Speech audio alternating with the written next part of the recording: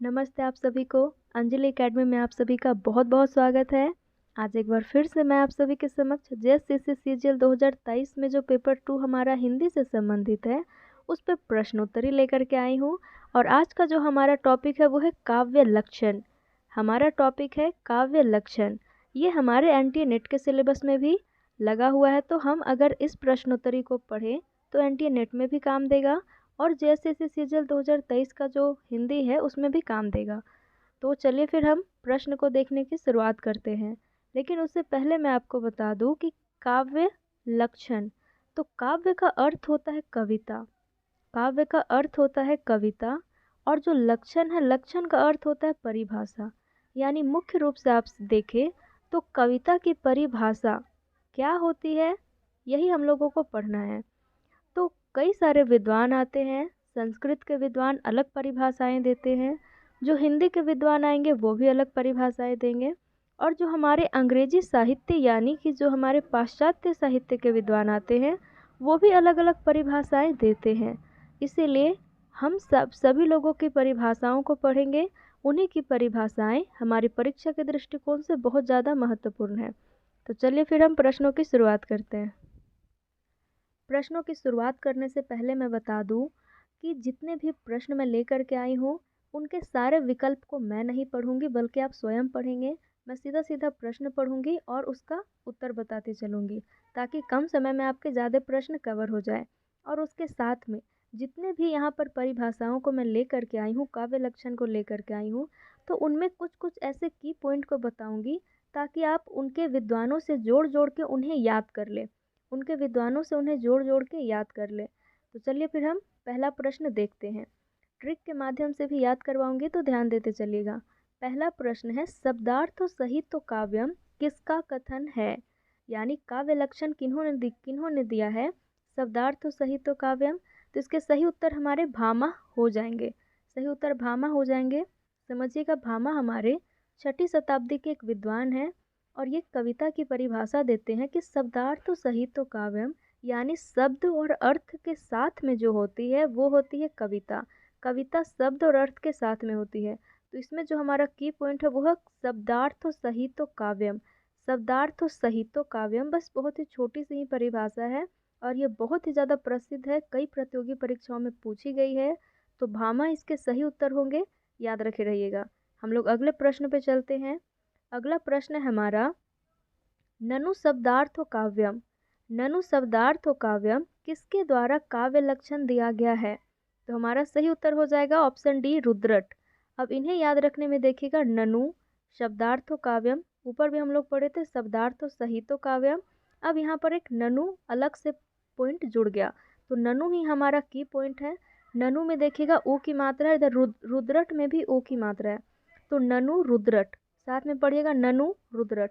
तो हमारा की पॉइंट ननु से रुद्रट याद रखिएगा। उसके बाद आगे पॉइंट देखते हैं। प्रश्न हमारा तीसरा प्रश्न है, शरीरम ताव दृष्टार्थ व्यवच्छिन्ना पदावली किसके द्वारा काव्य लक्षण दिया गया है। तो जो हमारा सही उत्तर होगा वह ऑप्शन बी, दंडी। तो दंडी का ये परिभाषा है, याद रखने का यहाँ ट्रिक देखिएगा, शरीरम। तो शरीरम से याद रखिएगा कि जब भी दंड दिया जाता है तो शरीर में ही दिया जाता है। तो दंडी हमारे 7वीं शताब्दी के विद्वान हैं, संस्कृत के एक महान विद्वान हैं, और ये कविता की परिभाषा देते हैं। शरीरम ताव दृष्टार्थ व्यवच्छिन्ना पदावली दंडी के द्वारा दिया गया है। तो शरीर की पॉइंट से याद रखिएगा। आगे का प्रश्न देखिएगा, कविता हमारे परिपूर्ण क्षणों की वाणी है, किसका कथन है। तो इसमें जो सही उत्तर हो जाएगा हमारा ऑप्शन बी, सुमित्रानंदन पंत। सुमित्रानंदन पंत का ये कथन है। पंत जी कहते हैं कि कविता हमारे परिपूर्ण क्षणों का वाणी है, परिपूर्ण क्षणों की वाणी है। तो इन्हें देखे रहिएगा। अब आगे आते हैं हम 5वें प्रश्न में। प्रश्न है कि कविता सबसे पहले और अंत में शब्द है, यानी कविता सबसे पहले भी शब्द है और अंत में भी शब्द है, कथन किसका है। तो यह कथन हमारे अज्ञे जी का है। याद रखिएगा ऑप्शन डी इसमें सही होगा। यह कथन हमारे अज्ञे जी का है। अज्ञे जी का पूरा नाम सच्चिदानंद हीरानंद वात्स्यायन अज्ञे है। आगे देखते हैं हम लोग। कविता मूलतः जीवन की आलोचना है। कविता मूलतः जीवन की आलोचना है, कथन किस पाश्चात्य विद्वान का है। तो इसमें जो हमारा सही उत्तर हो जाएगा वो है मैथ्यू आर्नोल्ड। मैथ्यू आर्नोल्ड का यह कथन है। मैथ्यू आर्नोल्ड कहते हैं कविता मूलतः जीवन की आलोचना है। अब इसी से मिलता जुलता एक आ जाएगा साहित्य। साहित्य जीवन की आलोचना है, यानी कि कविता की जगह पर सिर्फ बदल के लिख दिया जाएगा साहित्य जीवन की आलोचना है। तो यह कथन हमारे प्रेमचंद का हो जाएगा। मिलता जुलता कथन है इसीलिए बता रही हूँ। प्रेमचंद का कथन हो जाएगा कि साहित्य जीवन की आलोचना है, प्रेमचंद का कथन हो जाएगा। और कविता मूलतः जीवन की आलोचना है, मैथ्यू आर्नोल्ड का हो जाएगा। अब आगे देखते हैं हम लोग। 7वां नंबर प्रश्न है, अंतःकरण की वृत्तियों के चित्र का नाम कविता है।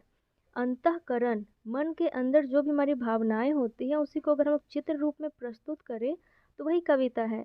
काव्य लक्षण के संबंध में कथन किसका है? तो सही उत्तर हो जाएगा हमारा ऑप्शन डी, महावीर प्रसाद द्विवेदी जी का। तो अंतःकरण की पॉइंट से याद रखिएगा, महावीर प्रसाद द्विवेदी। मन के अंदर की बात कौन करेंगे? महावीर प्रसाद द्विवेदी। फिर आगे प्रश्न है हमारा, साहित्य वह है। प्रश्न है कि साहित्य वह है जिसे चरस खींचता हुआ किसान भी समझ सके और खूब पढ़ा लिखा भी समझ सके। कथन किसका है? तो सही उत्तर हो जाएगा ऑप्शन बी हमारा, महात्मा गांधी। महात्मा गांधी ये कथन कहते हैं कि साहित्य वह है जिसे चरस खींचता हुआ किसान भी समझ सके और खूब पढ़ा लिखा हुआ भी समझ सके। तो यह हमारे महात्मा गांधी का कथन हो जाएगा। फिर आगे का क्वेश्चन है कि साहित्य जीवन की आलोचना है। वही चीज़ है जो मैं आपको अभी बताई थी कि साहित्य जीवन की आलोचना है। कथन किसका है? तो ये हमारे प्रेमचंद का कथन है। प्रेमचंद का कथन है साहित्य जीवन की आलोचना है। फिर आगे देखिएगा, कविता।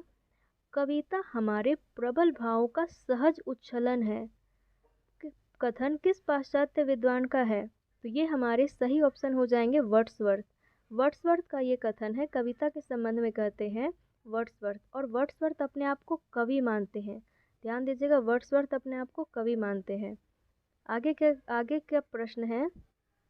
एक प्रश्न है कि कांटा चुभाकर उसकी पीड़ा की अनुभूति तो संसार कराता है, पर कवि बिना कांटा चुभाए उसके पीड़ा की अनुभूति करा देता है। कवि जो होता है वो बिना कांटा चुभाए, यानी बिना आपको शारीरिक कष्ट दिए, उसकी पीड़ा की अनुभूति आपको करा देता है। तो यह कथन किसका है? तो यह कथन हमारे महादेवी वर्मा का है। यह कथन हमारे महादेवी वर्मा का है। महादेवी वर्मा का है। महादेवी वर्मा हमारे छायावादी कवियों के 4 स्तंभ कवि में से एक है। तो महादेवी वर्मा का यह कथन है, ध्यान दिए रहिएगा। आगे का प्रश्न देखिएगा कि साहित्य जन समूह के हृदय का विकास है। साहित्य जन समूह के हृदय का विकास है, यह कथन कहते हैं हमारे बालकृष्ण भट्ट। अब बालकृष्ण से याद रखिएगा कि जो बालकृष्ण होते हैं, छोटे होते हैं, तो जब भी वो बंसी बजाते थे ना, तो कई सारे लोगों का समूह उनके पास आ जाता था उनके बंसी को सुनने के लिए।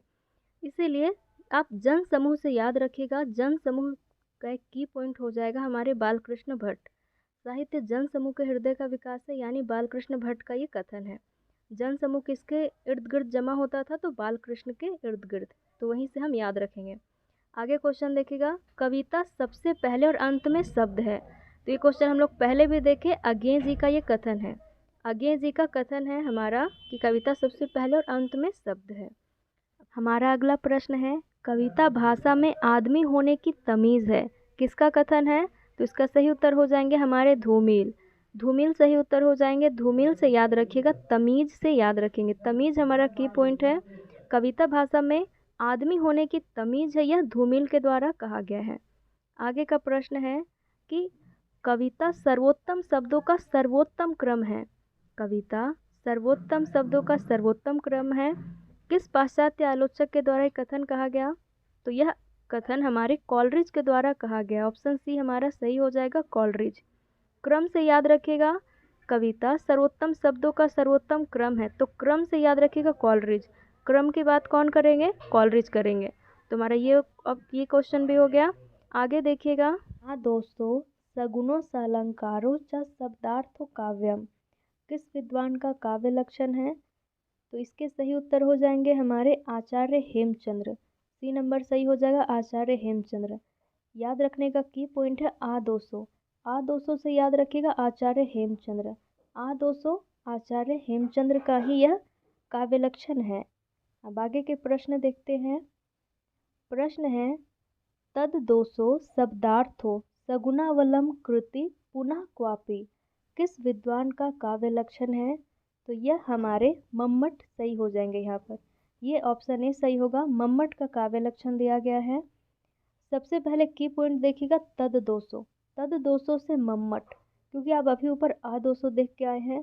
आ 200 आचार्य हेमचंद्र का था और तद 200 हमारे मम्मट का है। तद 200 में ये भी ध्यान दीजिएगा कि तद 200 में द आधा द है, उसी प्रकार से मम्मट में भी माँ आधा माँ है। तो तद 200 मम्मट, आ 200 आचार्य हेमचंद्र का होगा। तो ये दोनों याद रखे रहिएगा, बहुत ही महत्वपूर्ण है। आगे का देखिएगा, वाक्यम रसात्मक काव्यम प्रसिद्ध काव्य लक्षण किस विद्वान का है? तो वाक्यम रसात्मक काव्यम बहुत ही ज़्यादा प्रसिद्ध हमारे विश्वनाथ का है। विश्वनाथ के द्वारा यह काव्य लक्षण दिया गया है। आगे वाला क्वेश्चन देखते हैं। रमणीयार्थ प्रतिपादका शब्द काव्यम प्रसिद्ध काव्य लक्षण किस विद्वान का है? तो रमणीयार्थ प्रतिपादका ये हमारे पंडित राज जगन्नाथ का है। जगन्नाथ इसमें सही उत्तर हो जाएगा। तो इसका की पॉइंट देखिए, रमणीयार्थ जगन्नाथ, याद रखने का यही है, रमणीयार्थ जगन्नाथ, दोनों मिलता जुलता शब्द है, रमणीयार्थ जगन्नाथ। तो जहाँ भी ये शब्द आएगा तो हमारे जगन्नाथ की ही ये काव्य लक्षण हो जाएगी। अब देखिएगा अगला प्रश्न है, नाट्य शास्त्र किसकी रचना है? रचना भी बहुत प्रसिद्ध है ये, इसलिए पूछे जाने की पूरी उम्मीद है। नाट्य शास्त्र किसकी रचना है? तो ये हमारे भरत मुनि की रचना है। नाट्य शास्त्र भरत मुनि की रचना है और भरत मुनि नाटक पे बहुत ही अच्छे से विचार करते हैं इस ग्रंथ में। और नाटक को पंचम वेद भी कहते हैं। नाटक को पंचम वेद भी कहते हैं कौन? तो हमारे भरत मुनि कहते हैं। इसके बाद अगला प्रश्न है, काव्य शब्दोय गुणालंकार संस्कृत्यो शब्दार्थो वर्तते ये प्रसिद्ध काव्य लक्षण किस विद्वान का है? तो इसके सही उत्तर हो जाएंगे वामन। वामन के द्वारा यह परिभाषा, यह काव्य लक्षण दिया गया है। ध्यान दीजिएगा, इसमें की पॉइंट है वर्तते, अंतिम में देखिएगा वर्तते वामन। वर्तते वामन का यहाँ पर मिलता जुलता है और यही सही हमारा हो जाएगा। वामन इसमें सही हो जाएंगे। हमारे एनडीए नेट के पाठ्यक्रम में भी ये है, तो क्वेश्चन पूछा जाता है और उम्मीद है कि जेएसएससी सीजीएल में भी पूछा जाएगा। फिर देखिए, शब्दार्थ सहितो वक्र कवि व्यापार शालिनी प्रसिद्ध काव्य लक्षण किस विद्वान का है? तो ये जो काव्य लक्षण है इसमें वक्र आया हुआ है, तो वाक्रोक्ति संप्रदाय के प्रवर्तक हमारे कुंतक है। तो याद रखिएगा, वाक्रोक्ति संप्रदाय के प्रवर्तक कुंतक है, इसीलिए शब्दार्थ सहित तो वक्र कवि व्यापार शालिनी, तो ये कुंतक की परिभाषा हो जाएगी। तो ये जो वक्र है, वक्र से हमारा की पॉइंट है कुंतक में सही हो जाएगा ये। आगे चलते हैं, काव्य आत्माभिव्यक्ति है प्रसिद्ध काव्य लक्षण किस विद्वान का है? तो ये प्रसिद्ध काव्य लक्षण हमारे डॉक्टर नगेंद्र का है। डॉक्टर नगेंद्र कहते हैं कि काव्य आत्माभिव्यक्ति है, काव्य आत्मा की अभिव्यक्ति है। कौन कहेंगे? हमारे डॉक्टर नगेंद्र ऐसा कहते हैं। तो ऑप्शन 3 हमारा सही होगा। फिर देखिएगा, काव्य लक्षण से तात्पर्य क्या है? अभी तक आप जितने काव्य लक्षण को पढ़ते आए हैं, तो काव्य लक्षण शब्द से तात्पर्य क्या है? तो इससे तात्पर्य हुआ कविता की परिभाषा, क्योंकि मैं आपको शुरुआत में ही बताई, काव्य लक्षण, काव्य मतलब कविता, लक्षण मतलब परिभाषा, इसलिए ऑप्शन 3 हमारा सही हो जाएगा। यहाँ पर और देख लीजिएगा, कविता का उद्देश्य, काव्य प्रयोजन, उद्देश्य रहा तो प्रयोजन, आप लोगों को प्रयोजन भी पढ़ना है, इसलिए ध्यान दीजिएगा, प्रयोजन को ही उद्देश्य कहते हैं। और कारण, तो कविता का जो कारण होता है उसको हेतु कहते हैं, यानी काव्य हेतु।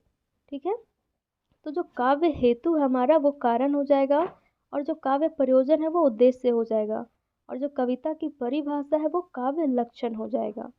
तो इन नामों से परिचित रहिएगा।